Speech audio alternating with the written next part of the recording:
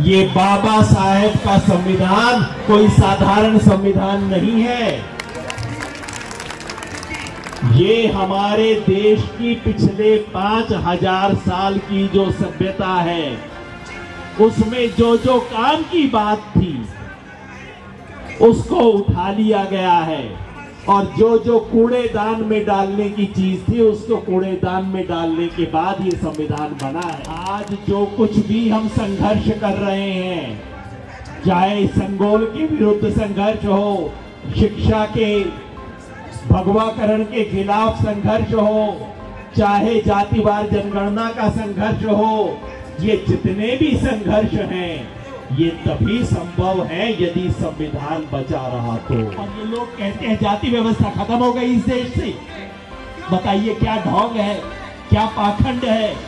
मैं चाहता हूं जिस तरह से बिहार की सच्चाई देश के सामने आई है, उसी तरह से इस पूरे देश का कच्चा चिट्ठा सारे देश के सामने पेश होना चाहिए, ताकि हर व्यक्ति को पता लग सके कि सच्चाई क्या है इस देश की, किसके पास कितनी डिग्री है, किसके पास कितनी सरकारी नौकरी है, किसके पास प्राइवेट नौकरी है, किसके पास कार है, किसके पास एयर कंडीशन है। इसका सारा कच्चा चिट्ठा इस देश के सामने आना चाहिए, ताकि ये देश को बदलने की शुरुआत हो सके। कोने कोने से आए, देश के 28 राज्यों से आए, इस संविधान दिवस पर संविधान और संविधान को स्थापित करने की प्रतिज्ञा लेकर आए, मंच पर बैठे और यहाँ उपस्थित मेरे सभी साथियों, मिलकर कहिए जय भीम, जय भीम। सबसे पहले तो मैं राष्ट्रीय बौद्ध महासभा और सामाजिक न्याय परिषद को बधाई देना चाहता हूं कि संविधान दिवस को आपने सड़क पे मनाया। आज संविधान दिवस कई जगह पे मनाया जाएगा। जो संविधान की हत्या करने वाले हैं वो भी संविधान दिवस मनाएंगे, क्योंकि बाबा साहब का नाम लेना सबकी मजबूरी है। तो संविधान दिवस आज संसद में भी मनेगा। जो संविधान को टूटता देखते हुए चुप बैठे हुए हैं, वो भी आज मूर्ति लगा रहे हैं। संविधान दिवस बड़े बड़े सेमिनार हॉल में मनेगा, कॉन्फ्रेंस में मनेगा, एयर कंडीशन कमरों में मनेगा, लेकिन आज एसी कमरों में संविधान बचाने का दिवस नहीं है। क्योंकि अगर संविधान को बचाना है तो आज सड़क पे उतरना होगा। इसलिए मैं आपको बधाई देता हूं कि आपने सड़क पे इस कार्यक्रम को किया, इसको किसी बंद कमरे एसी हॉल में नहीं किया। क्योंकि आज इस देश के संविधान पे हमला हो रहा है। हमारे साथी ने बताया, प्रधानमंत्री की सलाहकार परिषद का सदस्य अखबार में लिख के कह रहा है कि बस अब ये संविधान के दिन पूरे हो गए, इसको हटा दो, एक नया संविधान लाने की जरूरत है। पहले सिर्फ कानाफूसी होती थी, पहले कोई छोटा आदमी बोला करता था, अब प्रधानमंत्री की सलाहकार परिषद के लोग लिख के बोल रहे हैं कि संविधान के दिन खत्म हो गए। अगर इसके बाद भी हम लोग नहीं चेतते तो कोई और अब हमारे घर के अंदर बताने हमें नहीं आएगा। आज संविधान पे खतरा है और उसे बचाना इस देश का सबसे बड़ा धर्म है।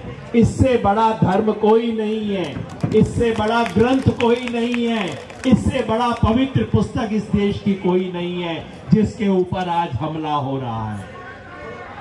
क्यों मैं कहता हूं पवित्र पुस्तक, क्यों मैं कहता हूं सबसे बड़ा संविधान? कोई कहेगा भाई संविधान तो सब देशों में होता है, डिक्टेटर भी संविधान रखते हैं, जहां राजशाही होती है वो लोग भी संविधान रखते हैं। क्या ऐसी नई बात है हमारे संविधान में? आज लंबी बात करने का समय नहीं है, लेकिन मैं इतना कह दूं, ये बाबा साहेब का संविधान कोई साधारण संविधान नहीं है। ये हमारे देश की पिछले 5000 साल की जो सभ्यता है, उसमें जो जो काम की बात थी उसको उठा लिया गया है, और जो जो कूड़ेदान में डालने की चीज थी उसको कूड़ेदान में डालने के बाद ये संविधान बना है। इस देश के सब 5000 साल की 3 सबसे बड़े मूल्य हैं, 3 सबसे बड़े सिद्धांत हैं जो हमारे संविधान की बुनियाद हैं। पहला है करुणा, जिससे निकली है समता। दूसरा है मैत्री, जिससे निकला है सेकुलरिज्म। और तीसरा है शील, जिससे निकला है लोकतंत्र। करुणा, मैत्री, शील, ये तीनों बुद्ध धर्म के सिद्धांत हैं, क्योंकि उसमें इस देश के पूरे विचारों का निचोड़ है। कहते हैं ना, कपड़ा छान निचोड़। तो 5000 साल से इस देश में जो कुछ हुआ है उसको कपड़े से छान लिया, उसका कूड़ा कूड़ेदान में फेंक दिया, और जो काम की बात थी बाबा साहब ने निकाली और उसको इस देश की संविधान की प्रस्तावना में लिख दिया। इसलिए पवित्र है ये सिर्फ संविधान नहीं है, साधारण देशों का संविधान नहीं है, उससे ऊपर की बात है। ये एक पवित्र ग्रंथ है, ये इस देश की बुनियाद है, इस देश के भविष्य का आधार है। अगर संविधान गया तो जिस जमीन पे खड़े होके आज हम बोल रहे हैं वो चली जाएगी। मैं इस स्टेज पे खड़ा हुआ बोल रहा हूं, स्टेज टूट जाएगा तो क्या होगा? ये मेरा माइक गिरेगा और मैं कहीं जाके धम से पड़ जाऊंगा। आज जो कुछ भी हम संघर्ष कर रहे हैं, चाहे संगोल के विरुद्ध संघर्ष हो, शिक्षा के भगवाकरण के खिलाफ संघर्ष हो, चाहे जातिवार जनगणना का संघर्ष हो, ये जितने भी संघर्ष हैं ये तभी संभव है यदि संविधान बचा रहा। तो संविधान गया तो ये संघर्ष करने की हमारी क्षमता समाप्त हो जाएगी। इसलिए बाकी सब लड़ाइयां बाद में करेंगे, सबसे पहले संविधान बचाने की लड़ाई इस देश में होगी। और उसका आज आपने श्री गणेश कर दिया है, उसका उद्घोष आपने कर दिया है, उसकी बात आपने सामने रख दी है। और मैं समझता हूं ये मंच चुनाव की बात करने का नहीं है, लेकिन एक शब्द में मैं कहूंगा, 2024 के चुनाव में अगर उन शक्तियों की विजय होती है जो संविधान विरोधी हैं, अगर उन लोगों की विजय होती है जो कोई ना कोई साजिश रच रहे हैं, तो याद रखिए 24 का चुनाव हाथ से गया तो संविधान इस देश का हमारे हाथ से गया। आजकल बड़े बड़े शहरों में फ्लाईओवर बनते हैं ना, कि गलत फ्लाईओवर पे एक बार चढ़ गई गाड़ी तो 8-10 किलोमीटर तक कोई यू टर्न नहीं मिलता। अब तो गाड़ी सीधा जाएगी, अब तो पलट नहीं सकती गाड़ी, है ना। ये 2024 भी ऐसा ही मौका है। अगर गलत फ्लाईओवर पे ये गाड़ी चढ़ गई तो 20 साल तक यू टर्न नहीं मिलेगा हमारे को। इसलिए संविधान बचाने की प्रतिज्ञा जिसके मन में है वो सब तैयार हो जाएं। बस एक आखिरी बात, कौन बचाएगा इस संविधान को? वो लोग नहीं बचाएंगे जो 5000 साल से कुर्सियों पे बैठे हुए हैं, क्योंकि उन्हें पता है कि अगर कोई नया संविधान आया तो उनकी कुर्सी और मजबूत हो जाएगी। वो लोग नहीं बचाएंगे। वो संविधान दिवस पे आयोजन करेंगे लेकिन संविधान नहीं बचाएंगे। संविधान बचाने का काम किसे करना है? उसे जिसे 5000 साल तक इस देश में हाशिए पे रखा गया, सत्ता से बाहर रखा गया, शिक्षा से वंचित करके रखा गया, जिसको हर संस्कार से बाहर करके रखा गया, जिसको इस संविधान से आजादी मिली है, आज वो संविधान को बचाने का काम करेगा। और उसकी शुरुआत कैसे होगी? किसी भी चीज की शुरुआत कैसे होती है? अगर इस देश में जाति व्यवस्था नामक बीमारी का इलाज करना है तो इलाज कैसे होगा? डॉक्टर के पास आप जाते हैं, डॉक्टर क्या कहता है आजकल? कहते हैं डॉक्टर साहब पेट में दर्द है, कई दिन से बुखार चले जा रहा है। डॉक्टर कहता है जाके टेस्ट करवा लो, जाके अपने पेट का एक्सरे करवा लो, आप उसका जो कुछ करवाना है MRI करवा लो, कहता है ना डॉक्टर। तो इस देश की जाति व्यवस्था नामक बीमारी को अगर ठीक करना है तो उसका पहला कदम होगा जातिवार जनगणना। जातिवार जनगणना का मतलब सिर्फ ये नहीं है कि किस जाति की आबादी कितनी होगी, वो हमें पता है, वो पता लग जाएगा, वो कोई बड़ी बात नहीं है। किस जाति की आबादी कितनी है, ये संख्या का अनुमान लगाना जातिवार जनगणना का सबसे महत्वपूर्ण काम नहीं है। सबसे महत्वपूर्ण काम ये है कि ये बताएगी कि किस जाति में कितने शिक्षित लोग हैं, किस जाति में कितने अमीर हैं, कितने गरीब हैं, कितने ग्रेजुएट हैं, कितने घर में कार है, कितने घर में सरकारी नौकरी है, कितने घर में प्राइवेट नौकरी है। इसका हिसाब किताब देगी जातिवार जनगणना, पूरा एक्सरे और MRI करके देगी आपको इस देश का। तो अगर इस देश का इलाज करना है और अगर संविधान बचाना है, ये दोनों संघर्ष आज जुड़ गए हैं, क्योंकि इस देश को बचाने का काम वही करेंगे जो इस देश की सबसे बड़ी बीमारी का इलाज करना चाहते हैं और जो संविधान को उस इलाज के लिए अपनी बुक ऑफ मेडिसिन की तरह इस्तेमाल करना चाहते हैं, वही लोग आज इस देश के संविधान को बचाएंगे। इसलिए सबसे पहले जातिवार जनगणना। और आपने देखा होगा जातिवार जनगणना की बात होते ही कितना हड़कंप मच गया इस देश के अंदर। भाई मैं पूछता हूं, मेरे को कहीं हाथ में चोट लग गई, मुझे लगता है 3 दिन से दर्द हो रहा है, तो मैं कहां जाता हूं? अस्पताल जाता हूं एक्सरे करवाने के लिए। लेकिन मेरा एक दोस्त मेरे पास आता है, कहता है भाई एक्सरे मत करवा लियो। मैं कहता हूं भाई दर्द हो रहा है, 3 दिन से तकलीफ है, एक्सरे करवा के देख लेते हैं कहीं फ्रैक्चर तो नहीं है। तो 3 और लोग आ जाते हैं, कहते हैं ना ना ना ना एक्सरे मत करवा लेना तुम।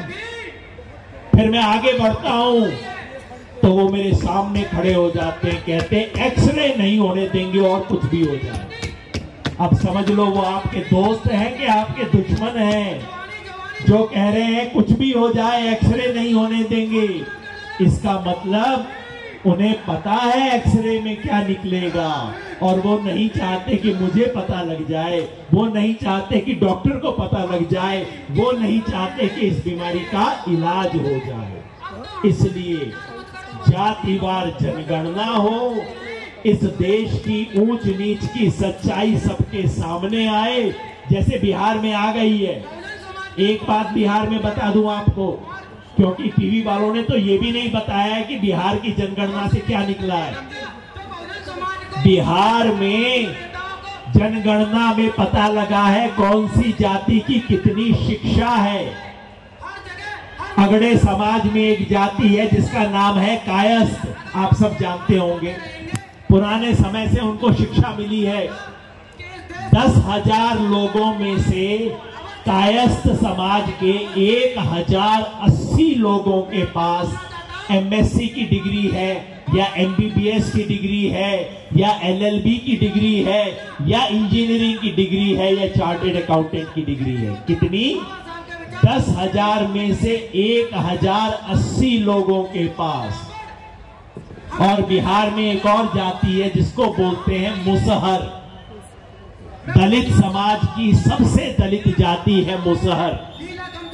वहां कितने बच्चों के पास एमएससी की डिग्री है, एलएलबी की डिग्री है, इंजीनियरिंग डॉक्टरी की डिग्री है?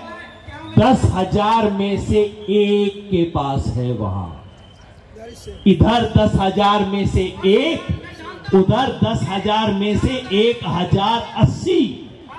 और ये लोग कहते हैं जाति व्यवस्था खत्म हो गई इस देश से। बताइए क्या ढोंग है, क्या पाखंड है।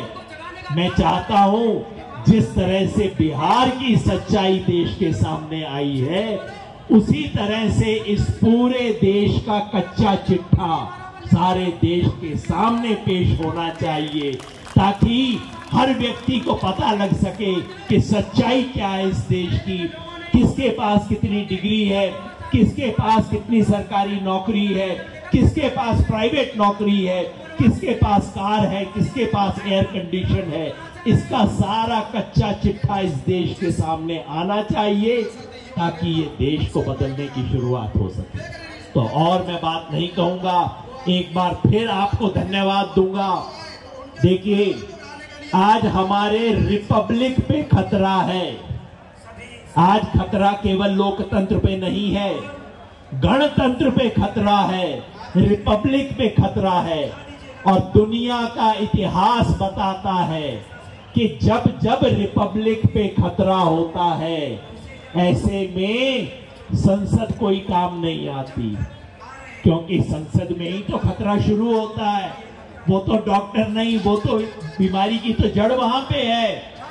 और अफसोस, जब जब रिपब्लिक पे खतरा होता है, तब न्यायपालिका भी बहुत काम नहीं आती।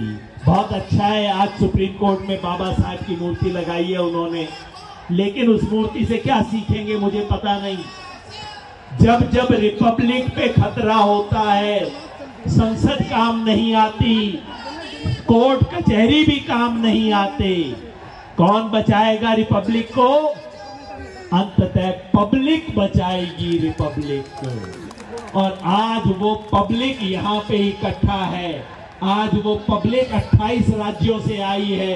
तो चलिए एक संकल्प लेके जाते हैं कि संविधान को बचाएंगे, और संविधान पे उंगली उठाने वाले, संविधान को नष्ट करने वाले, संविधान को तोड़ने वाले हर शक्ति का मुकाबला करेंगे, ताकि आगे से ध्यान रहे कि जो संविधान पे उंगली उठाएगा वो लाल किले पे खड़ा नहीं हो पाएगा। ये संकल्प लेके हम सब यहाँ से जाएं।